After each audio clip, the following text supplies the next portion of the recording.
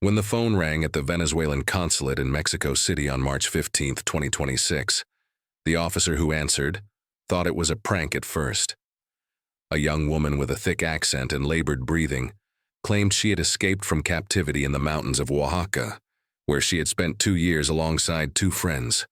One was still there, holding a baby in her arms. But when the officer heard the desperate sobs on the other end of the line and saw the emaciated young woman who burst through the consulate doors 30 minutes later, he understood this was no joke. It was a nightmare that had begun with a simple Instagram post 2 years earlier. Everything started innocently enough in the spring of 2024. 3 friends from Caracas, Valentina, Sofia, and Daniela, were searching for a way to escape the economic collapse and daily stress of Venezuela. They were 24, 26, and 28 years old, respectively. All 3 worked remotely for international companies, spending 10 to 12 hours in front of computer screens, dreaming of something authentic and real, far from Caracas's chaos and the uncertainty of their future. Valentina, the youngest, had been practicing meditation for 3 years and constantly shared posts with her friends about spiritual practices, wellness retreats, and trips to exotic locations. It was Valentina who, in early April 2024, stumbled upon an Instagram account called Sacred Valley Retreats. The profile looked professional with beautiful photos of Mexican landscapes, colonial towns, sunrises over the Sierra Madre Mountains. The description indicated the retreat organizer was a man named Miguel Santos, a Mexican with international training who had studied holistic healing in Peru and worked with Spanish-speaking tourists. The page had over 18,000 followers and dozens of enthusiastic comments from women across Latin America. Everyone wrote about unforgettable experiences, about the warmth of local families, about how their lives had changed after 2 weeks in the mountains. The retreat price was $800 per person for 2 weeks, including accommodation in a traditional Mexican adobe house, daily meditation and yoga sessions, and excursions around the area. For Venezuelans struggling with inflation and currency controls, this seemed like an accessible opportunity compared to expensive resorts in Cancun or Playa del Carmen. Valentina showed the profile to her friends. Sofia, a web developer who had just gone through a painful breakup, was immediately enthusiastic about the idea. Daniela, the oldest and most rational, hesitated at first but eventually agreed. They all needed a break, and the opportunity to immerse themselves in another culture seemed attractive and affordable. They wrote to Miguel via direct message. He responded quickly in perfect Spanish with a slight indigenous accent. He explained he had been working with tourists for 6 years, that his family owned a guest house in the village of San Mateo Yetla, in the foothills of the Sierra Madre, and that the program was specifically designed for Latin American guests seeking spiritual renewal. He sent a contract in Spanish, where everything seemed official. Mexican company registration data, cancellation policies, liability insurance. He requested a deposit of $300 per person via international transfer. The women transferred the money in mid-April after receiving confirmation and electronic tickets for entry. On June 3, 2024, in early summer when Caracas was suffocating under heat and political tension, the 3 friends flew from Maiquetía Airport to Mexico City with a connection to Oaxaca. Each carried a backpack with light clothes, yoga mats, books, and phone chargers. They laughed on the plane, took selfies, made plans. Valentina said she planned to become a meditation instructor after the retreat. Sofia hoped to meet interesting people and forget her ex-boyfriend. Daniela just wanted 2 weeks of peace and quiet. When the plane landed at Oaxaca International Airport, around noon on June 3rd, they were greeted by a man in his 40s holding a sign that read, Sacred Valley Retreats. He introduced himself as Carlos, Miguel's driver, and explained that Miguel was already waiting for them in the village. The women climbed into an old white Nissan van and set off. For the first 2 hours, the road crossed picturesque areas. Oaxaca's colonial architecture, agave fields, small towns with bustling markets. The women photographed everything. Valentina streamed live on her Instagram, showing her followers the Mexican landscapes. But then the road changed. Paved highway gave way to dirt. Towns became increasingly sparse, and the surrounding mountains grew taller and steeper. Carlos barely spoke, answering questions with monosyllables. Cell phone coverage began to disappear. After 4 hours of travel, Daniela grew worried. According to the map, they should be arriving at San Mateo Yetla, a known tourist village at the foot of the Sierra Madre. Instead, the van turned onto a narrow mountain path that led further and further from civilization. When 6 hours after starting the journey, the van stopped at a small village lost among the rocks, the women no longer had any signal. The village consisted of 24 adobe houses scattered across the mountainside. There were no signs, no tourists, only locals dressed in traditional clothing who stared curiously at the newcomers. Carlos led them to a house at the edge of the village, a 2-story adobe building with small windows and a heavy wooden door. Inside it was dark and cool, smelling of spices and wood smoke. They were greeted by an elderly indigenous woman who spoke no Spanish beyond basic greetings. Through Carlos, she explained that Miguel was in Oaxaca City on business matters, but would arrive the next morning.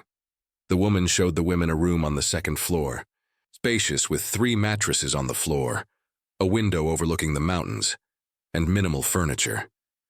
There was no electricity, only kerosene lamps. The bathroom was outside, and water came from a well.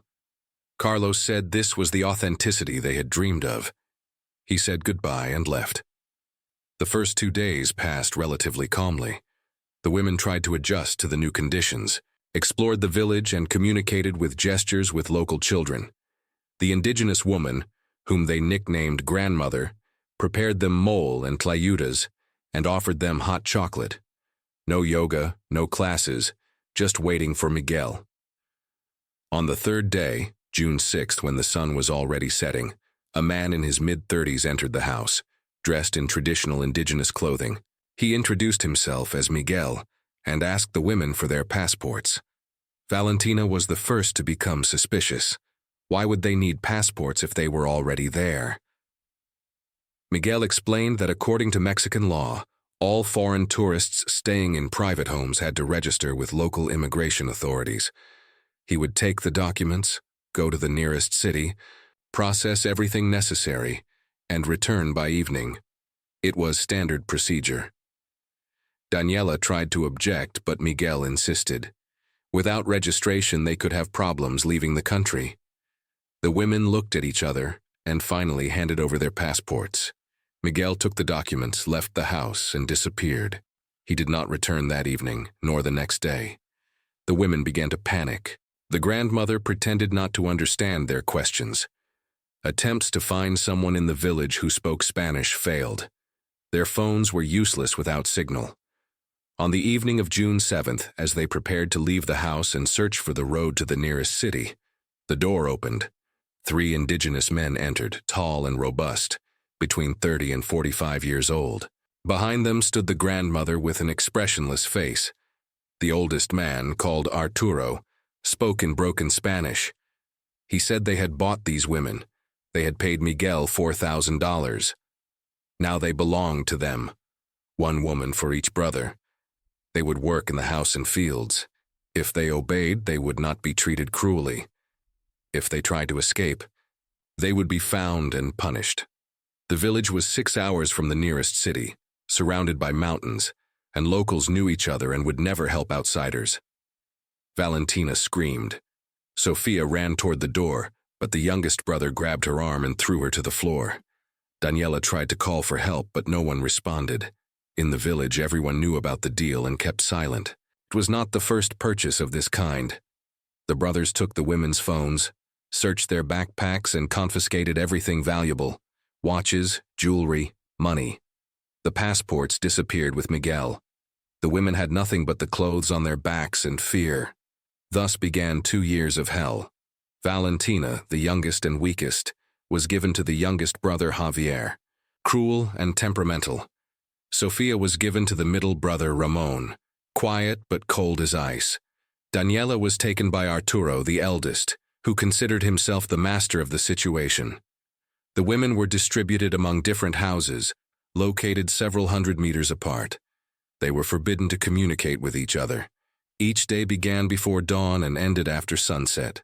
Valentina worked in the kitchen, carried water from the well 20 minutes away on foot, and washed by hand the clothes of Javier's entire family, his mother, and 2 younger sisters.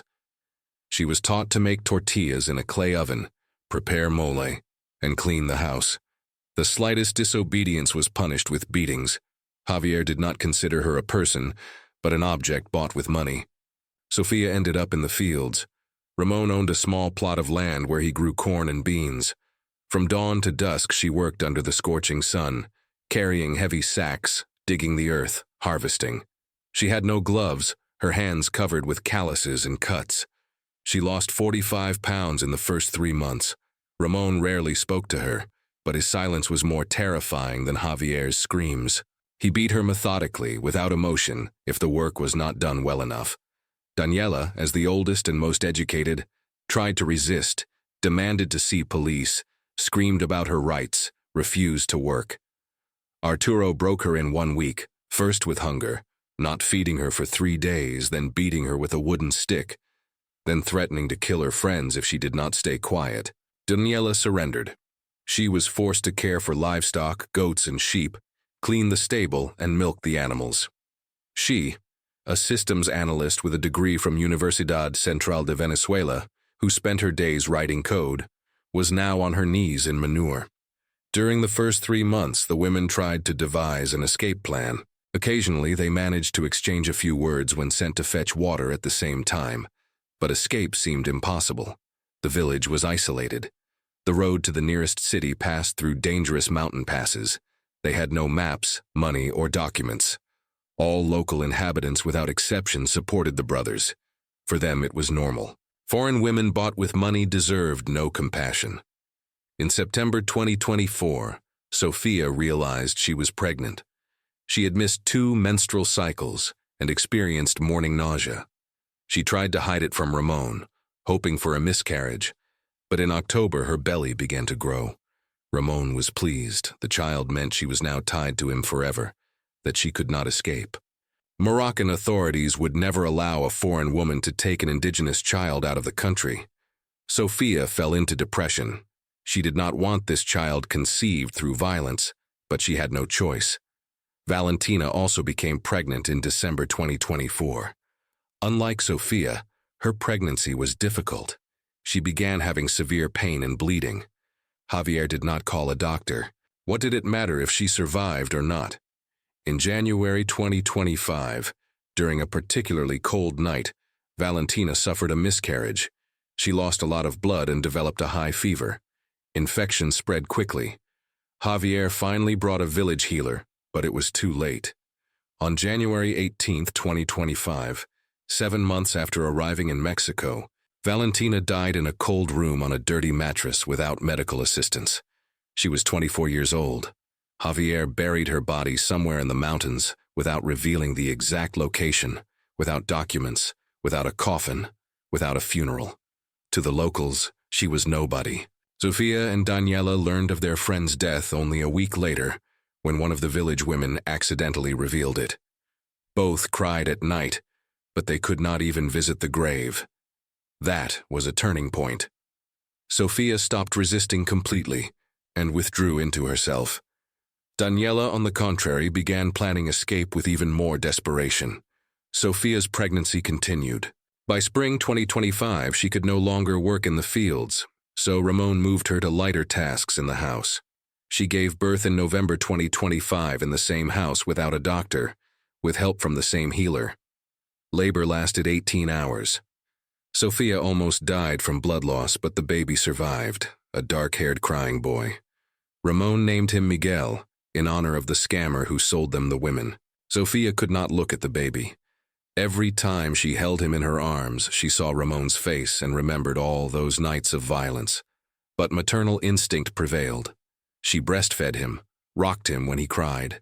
He was her son, though she hated the circumstances of his conception. Ramon was proud of his son and showed him to the entire village. Sofia became more valuable to him. She was the mother of his son, not just a slave. Daniela took advantage of that.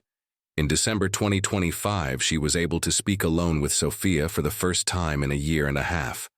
Ramon allowed Sofia to go out for a walk with the baby, and they met by the well. Daniela whispered her plan. In January, the brothers usually went to the market in the city of Tlacolula to sell the harvest and buy supplies for the winter. Sometimes they took the women with them to help carry purchases. If they managed to reach the city, they could escape. The risk was enormous. If captured, the brothers could kill them, but the alternative was spending the rest of their lives in that village, having children by their rapists and dying like Valentina, nameless and graveless. Sofia hesitated. She now had a son. Daniela convinced her. In Venezuela, they would have a chance at a normal life, medical care, and a future for the child. They agreed to act at the first opportunity. The opportunity came on March 14, 2026. Arturo announced that the next day they would go to the market and that Daniela and Sofia must accompany them. The night before the trip, the women did not sleep. Daniela hid a small package of clothes in a hiding place under the floor. Sofia pressed the sleeping baby against her chest, praying to all the gods she believed in, and did not believe in that their plan would work. On the morning of March 15th, they got into the same white Nissan van in which they had arrived at the village a year and 9 months earlier. 6 hours of travel on mountain roads. The brothers were in good spirits, discussing corn prices. The women sat in the back in silence, trying not to draw attention. Daniela clenched her fists until they hurt. Sofia rocked the baby. Tlacolula greeted them with noise and bustle. The market was packed with people, merchants, buyers, tourists. The brothers left the van in the parking lot and took the women to the bazaar. Daniela looked around, searching for a police station, a government building, any official place, but Arturo held her hand tightly without letting go. They went from stall to stall, buying sacks of rice, beans, and spices. The women carried the purchases like obedient slaves. An hour later, when the brothers stopped at a butcher shop to check prices, Daniela saw a sign in Spanish that read, Delegación Municipal. The police station was 2 blocks away. She squeezed Sofia's hand. Sofia nodded, pressing the child against herself. The next second, when Arturo turned toward the counter, Daniela pulled Sofia to follow her. They ran. Shouts rang out behind them. The brothers launched into pursuit, but the women knew that if they reached the police, it would all be over. Daniela ran faster than ever in her life, overtaking passers-by, knocking over street stalls. Sofia with the baby fell behind, but Daniela dragged her along. 1 block, another. The police station door was open. They ran in, gasping, screaming. Officers jumped to their feet. Daniela shouted in Spanish and English with gestures a single word, help. The brothers stopped at the police station entrance. They could not enter, could not take the women. Several local officers surrounded them and asked questions. Daniela collapsed on the floor, unable to believe they were free. Sofia hugged the crying baby, repeating in Spanish, thank God, thank God, thank God. At the station, they were questioned for 2 hours through an interpreter. Daniela told everything about Miguel, about the village, about the year and 9 months of slavery, about Valentina's death. She showed scars on her hands and back, marks from beatings. Sofia showed the child born in captivity. The local police contacted Mexico City. From there, they ordered immediate protection for the women and contact with the Venezuelan consulate. On the evening of March 15th, that same day, consulate officials arrived in Tlacolula. A middle-aged diplomat who spoke Spanish could not hold back tears upon hearing their story. He promised they would be returned home, that there would be an investigation, and that the guilty would be punished. But first they had to recover Valentina's body and organize a special operation in the village. On March 16, 2026, Mexican police, with support from Venezuelan diplomats, organized a raid on the village. A helicopter with officers landed on the outskirts. Local inhabitants fled. The brothers were arrested without resistance. The search of the houses revealed the women's passports, phones, and personal belongings. In Javier's house, police found records of other foreign tourists purchased in recent years. This was not an isolated case. Valentina's body was never found. Javier indicated an approximate location in the mountains, but excavations in the rainy season were impossible. Her parents in Caracas had to recognize their daughter as deceased without being able to give her a dignified burial. This became another tragedy in this story. Daniela and Sofia, with a baby in her arms, were sent to Mexico City where they underwent medical examinations. The results were devastating. Daniela had lost 9 teeth due to vitamin deficiency and beatings. She had multiple rib fractures that had not healed properly, and chronic anemia. Sofia weighed 92 pounds at 5 feet 6 inches tall. Her body was covered with scars. The psychological state of both was critical. Post-traumatic stress disorder, depression, suicidal thoughts. Baby Miguel, a 4-month-old boy, was examined separately. Physically, he was healthy, but his future was uncertain. According to Mexican legislation, a child born on national territory with a Mexican father is considered a Mexican citizen. Ramon, despite his detention, demanded the return of his son. The Venezuelan consulate prepared documents to remove the child as a Venezuelan citizen through his mother, but the process dragged on. Meanwhile, in Venezuela, a scandal erupted. The media exaggerated the story, making it headline news. The parents of the 3 women gave interviews, cried before cameras, and demanded punishment. Social networks were on fire. Some blamed the women for naivety. Why had they gone to an unknown country for a cheap retreat? Others accused the authorities. How could this have happened? Why had the consulate known nothing about missing citizens for almost 2 years? Others demanded tougher laws against human trafficking. But the worst began when the brothers were released on bail. On April 20th, 2026, 1 month after detention, the local court in Tlacolula decided to release Arturo, Ramon, and Javier until trial with bail of 100,000 pesos each. Their lawyers argued that evidence was insufficient, that statements from foreign women could not be the sole basis for accusation, and that the local community confirmed the brothers' innocence. The Venezuelan consulate was shocked. Diplomats demanded explanations and threatened an international scandal.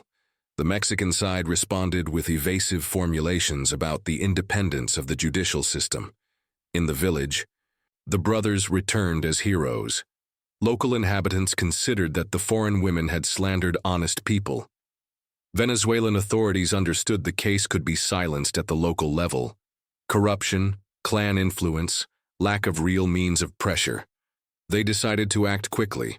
On April 25, 2026, Daniela and Sofia flew from Mexico City on a special flight with the baby. Without waiting for trial, without hope of justice, they simply brought their citizens home. At Simon Bolivar International Airport, they were received by their parents, journalists, and cameras. Daniela remained stoic and gave brief comments. Sofia hid her face, pressing the child against her. Her parents cried upon seeing their grandson born under such circumstances. Miguel, a Mexican baby with Venezuelan blood, became the symbol of this tragedy. The women spent the following months in rehabilitation. Daniela underwent several operations, had her teeth restored, and received treatment for fractures. Psychologists worked with her daily, but nightmares did not cease. She saw Arturo, heard his voice, and woke up drenched in cold sweat. She could no longer work in her specialty. The field of information technology seemed so distant and meaningless after what she had lived through. For Sofia, it was even harder. Physical recovery was slow, but the main problem was psychological. She could not love her son. She looked at him and saw Ramon. She heard his cries and remembered the violence. Her parents took care of their grandson, but Sofia distanced herself. Psychologists spoke of postpartum depression aggravated by trauma. They proposed giving the child up for adoption. Sofia did not dare make a decision. The case in Mexico dragged on without progress. Lawyers hired by the Venezuelan side tried to bring the case to trial, but each hearing was postponed. The brothers are free and living normal lives. The village continues to exist. Other tourists disappear. According to data from international organizations fighting human trafficking, between 15 and 35 foreign tourists disappear annually in Mexico. Most are women who came for yoga retreats, language courses, or volunteer programs. The Sacred Valley Retreat's Instagram profile was deleted, but dozens of similar ones have appeared. Same beautiful photos, same promises of authenticity, same trusting women in the comments. Miguel Santos, if that is even his real name, has vanished. He is possibly already organizing new retreats for new victims. Valentina's parents continue waiting to recover their daughter's body. Mexican authorities promise to resume the search in summer 2026 when conditions improve in the mountains. But there is little hope. Most likely her remains will stay in an anonymous grave somewhere in the Sierra Madre. The story of the 3 Venezuelan friends has become a warning for thousands of young people around the world, but it has also revealed a systemic problem. Human trafficking in the tourism industry thrives precisely because victims are trusting and criminals are professionals. Beautiful photo on social media, some enthusiastic comments, a believable story, and the trap closes. Today, Daniela lives with her parents in Caracas, does not work, and is in therapy. She created a YouTube channel where she shares her experience and warns others about the risks of unsafe travel. She has several thousand subscribers, but each video costs her tremendous effort. Sofia moved to a small town in Merida State, far from the chaos of the capital. Miguel is now 1 year and 4 months old. She still cannot consider herself his mother, though she cares for him. Her parents hope that time will heal the wounds and that maternal love will awaken. Psychologists are less optimistic. Trauma of such magnitude may never heal completely. The case remains officially open in both countries. In Venezuela, a criminal case has been initiated for crimes of human trafficking, kidnapping, and illegal deprivation of liberty. In Mexico, under articles of kidnapping of foreign citizens and human trafficking. But without real desire from Mexico to see the case through, without international pressure, the chances of justice being served are virtually nil. The question remains, how many more women will disappear before authorities in both countries seriously address this problem? How many more families will wait for their daughters without knowing if they are alive? How many children will be born in slavery without future, without hope? This story has no happy ending. Valentina is dead, buried in an unknown grave. Daniela is broken, living with nightmares. Sofia cannot love her own son. The criminals are free, preparing for new business. The system continues functioning, destroying the lives of naive tourists, hungry for adventure and spiritual enlightenment. The only thing that can be done is to tell this story, share it, warn others. Do not trust unknown travel organizers. Verify everything twice. Never hand over passports. Always have an alternative communication plan. Travel in groups. Register at the embassy before the trip. This does not guarantee safety, but it reduces risks. Meanwhile, somewhere on Instagram, a new account appears with beautiful photos of Mexican mountains and promises of an unforgettable spiritual experience. Someone leaves a comment, asks about the price, someone transfers advance payment. The cycle repeats. Silence kills, but awareness can save lives. This is not just a story about 3 Venezuelan women. This is a warning about how easily modern technology can turn trust into a trap and dreams of spiritual enlightenment into a path to genuine hell.